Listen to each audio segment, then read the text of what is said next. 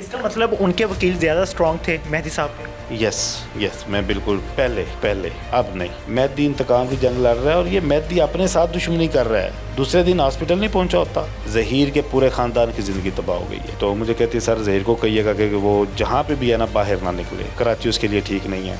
दुआ ने कहा है कि सर मैंने जो अपनी बाबा की आंखों में आजकल देखा है ना, बाबा मुझे मार देंगे, खुदा की कसम, झूठे पे खुदा की लानत। उसने कहा सर ज़मीन आसमान एक हो सकते हैं, मैं ज़हीर को नहीं छोड़ सकती। ये उसका वाज़ेह ऐलान है। अस्सलाम वालेकुम, आप टीवी से मैं हूं फैसल खान सूरी। आज दुआ ज़हरा केस में बहुत अहम पेशरफ्त हुई है कि मजिस्ट्रेट ने फैसला सुनाया है कि दुआ ज़हरा को कराची भेजा जाएगा। मेरे साथ सीनियर एडवोकेट जाफरी साहब मौजूद हैं, इनसे तफसीलन जानने की कोशिश करेंगे। सर कैसे मिजाज? जी अल्हम्दुलिल्लाह। आज का फ़ैसला क्या है? कराची मजिस्ट्रेट वाला बता रहे हैं जी। वो साइमा काज़मी ने एप्लीकेशन दी है वहाँ पे कि हाई कोर्ट ने ऑर्डर दिया कि मेरी बच्ची को कराची शिफ्ट किया जाए शेल्टर होम में, तो इनको डायरेक्शन दी जाए कि वो लेके आए पुलिस को। वो फिर मजिस्ट्रेट ने ऑर्डर दिया कि 1 अगस्त तक बच्ची को प्रोड्यूस करें यहाँ पे। लेकिन ये ऑर्डर सेटिस्फाइड हो जाएगा। हम सुबह इसको चैलेंज करने जा रहे हैं। देखिए मैं अपना सूरी साहब आपको एक बात बताऊँ, यहाँ पे ये 15 दिन का केस था, बल्कि केस नहीं था, ये 15 दिन का रोला था, जिसको जो दुआ और ज़हीर हैं उनकी जो लीगल टीम थी उसकी पुअर परफॉर्मेंस की वजह से ये यहाँ तक खिंचाया है। इसका मतलब उनके वकील ज़्यादा स्ट्रॉन्ग थे मेहदी साहब? यस, मैं बिल्कुल पहले अब नहीं। अब अल्हम्दुलिल्लाह दुआ ज़हीर की टीम में मैं भी हूँ, अब नहीं। पहले ऐसे ही कह रहे हैं। अभी क्या देख रहे हैं फ्यूचर में कि क्या होने जा रहा है? दुआ और ज़हीर साथ रह पाएंगे?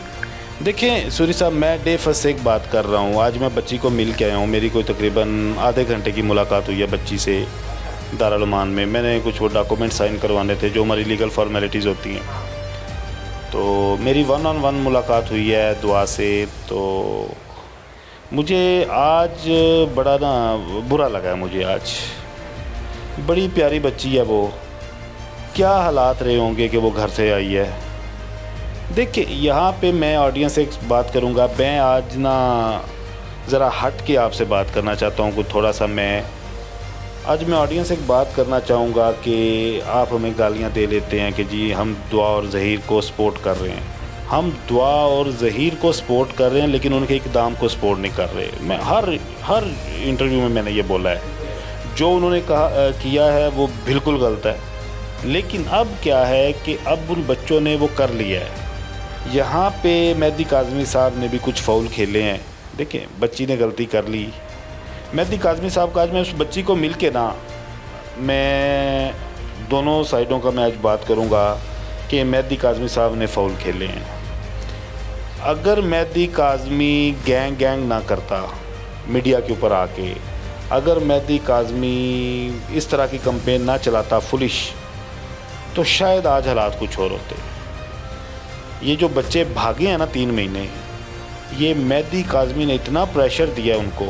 बिलीव करें सूरी, मैं पहले दिन इनका वकील होता ना, मैंने इनको एक दिन नहीं भागने देना था। मेरे साथ रात को मेरे साथ इन्होंने फ़ाइनल बात की है। कुछ दिन पहले भी बात की थी, मैंने रिफ्यूज़ कर दिया था जब ये दुआ गई है ना दारुल उमान में। लेकिन वो जिस तरह की एप्लीकेशन लिखी गई उनके वकला की तरफ से, और जिस तरह, हालांकि उस एप्लीकेशन की कोई हैसियत नहीं है, लेकिन जिस तरह वो डिस्कस हुई, तो फिर मुझे आप जैसे कुछ दोस्तों ने भी कहा, जुनैरा माहम मेरी बहन है, उसने भी मुझे रिक्वेस्ट की पर्सनली कि अली भाई आप इसको देखें। और फिर कल मुझे जो कराची की उनकी लीगल टीम है ना, उनके एक दोस्त ने भी कॉल की। डायरेक्ट मेरी बात नहीं हुई उनके वकला से, लेकिन वहाँ पे किसी बंदे ने बात की। उसने कहा कि यहाँ पे कराची में अब इनकी पोजीशन बड़ी अच्छी हो रही है, अच्छे लायर्स इनके पास आ गए, इनको ना पंजाब में अब थोड़ा सा वैक्यूम है। तो जब सब थोड़ा सा वो आप अगर फिल कर सकें, फिर आप दोस्तों की भी थी, मैंने फिर उसको हामी भर ली। फिर मेरी लेट नाइट ज़हीर से बात हुई। ज़हीर ने कहा कि अली भाई जो हमारे लायक हुक्म होगा फ़ीस को लेके या बाकी मामलात को, वो आप बिल्कुल आप इस चीज़ की वजह से ना पीछे हटिएगा कि पता नहीं हम गरीब हैं। हम हैं गरीब, लेकिन हमने अपना सारा कुछ बेच दिया इस केस के लिए। हम आपको वो फुलफ़िल करेंगे। और मैंने सूरी साहब बिलीव करें रात को उसको बोला, मैंने बोला ज़हीर तेरा एक पैसा भी मेरे थे हराम, और ये आज मैं कैमरे पे भी बात कर रहा हूँ, मैं उनसे एक पैसा भी फ़ीस नहीं लूँगा। अब केस लड़ने का मकसद ये है कि यार थोड़ा सा बच्चों को सांस तो लेने दिया जाए।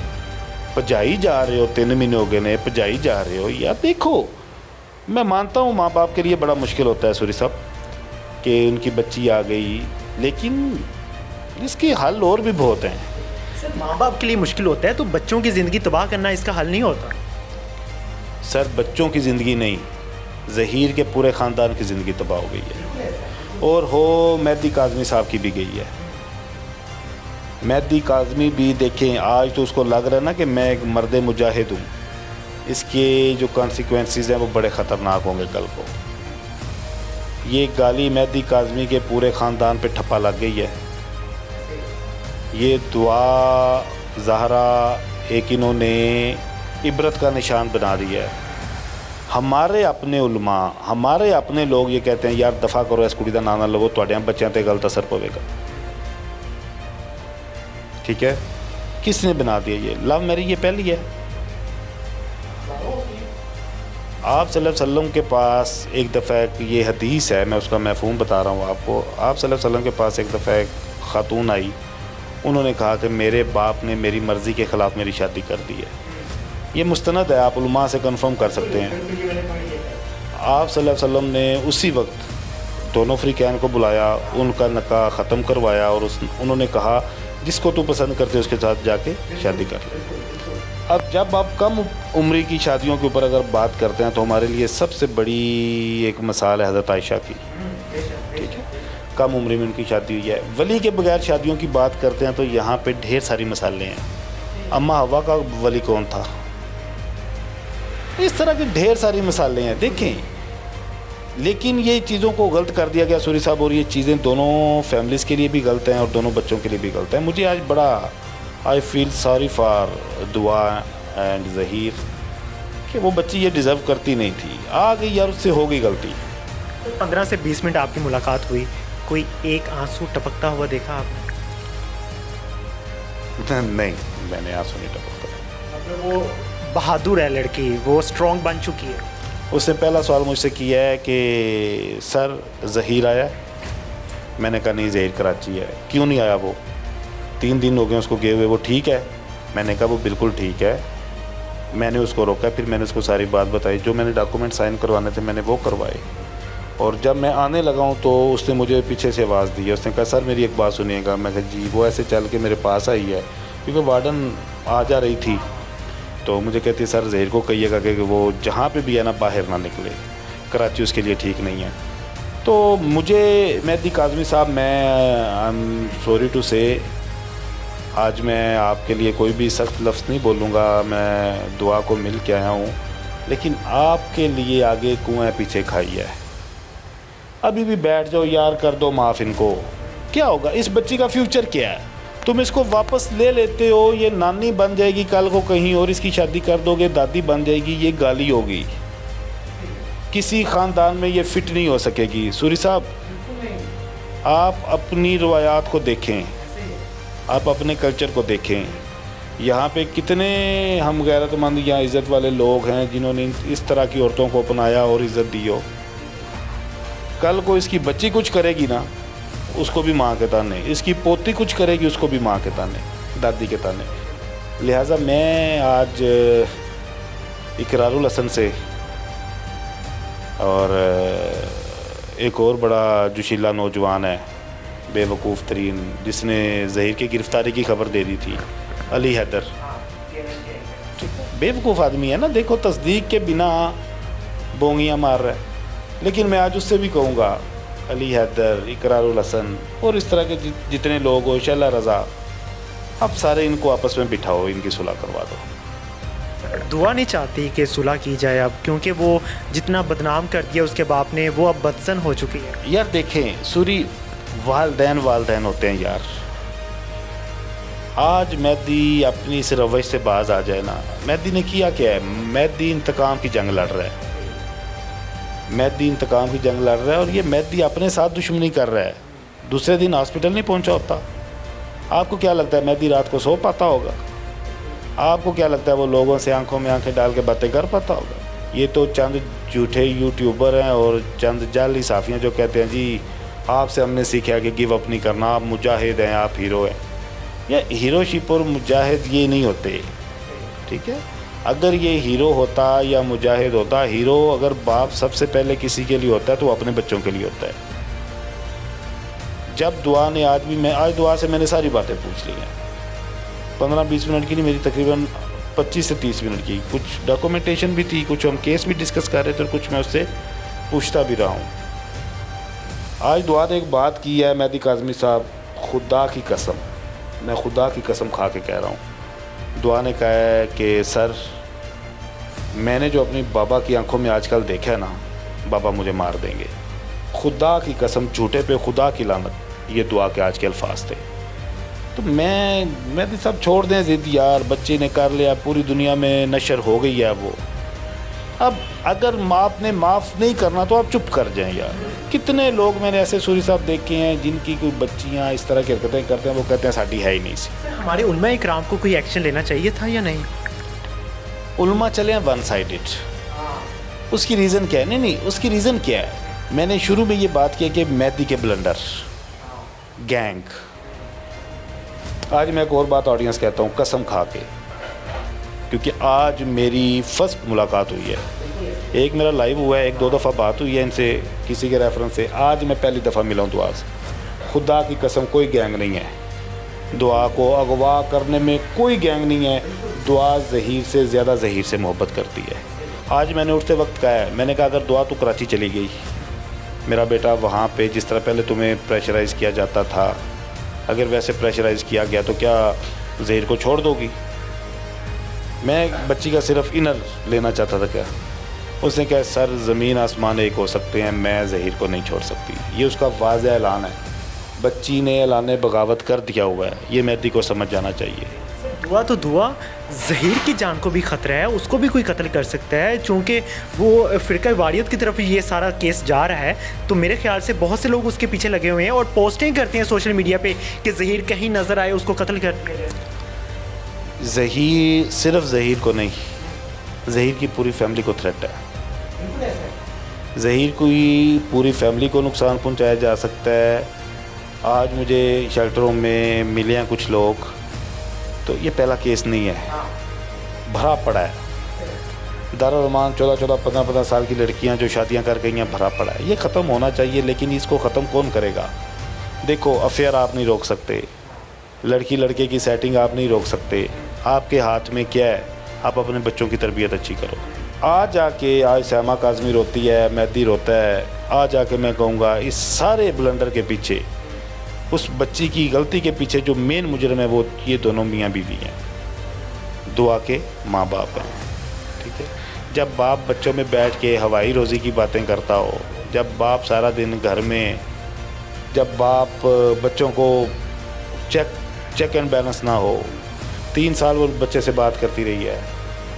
जब वो आज मुझे दुआ ने एक और बात बताई है, ये जो कहते हैं ना CDR 2 दफ़ा ज़हीर को दुआ ने बुलाया वहाँ पे। 2 दफ़ा दुआ ने ज़हीर को बुलाया वहाँ पे कराची में। एक दफ़ा ज़हीर के साथ मेरा ख्याल है उसकी वालदा और उसका भाई भी गए हैं, और एक दफ़ा ज़हीर अकेला गया है।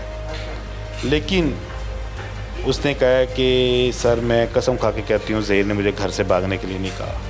वो कहती है, आज उसने एक बात की है, पता नहीं झूठ बोल रहा है या सच बोल रहा है, लेकिन वो बच्ची आज बोल सच रही थी। मेरी आंखों में आंखें डाल के वो बात कर रही थी। वो कहती है सर ज़ैनुल आबिदीन हमारे घर आ गया, 20-22 दिन वो मेरे घर रहा, हमारे घर रहा, और वो मेरे साथ फ्रैंक होने की कोशिश करता था, बदतमीज़ी कर जाता था, इवन एवं ही हाथ पकड़ लेता था, इधर आ गल सुन, जिस तरह आप कर। और कहती है मैं मामा पापा को बताती थी तो वो एक्शन नहीं लेते थे।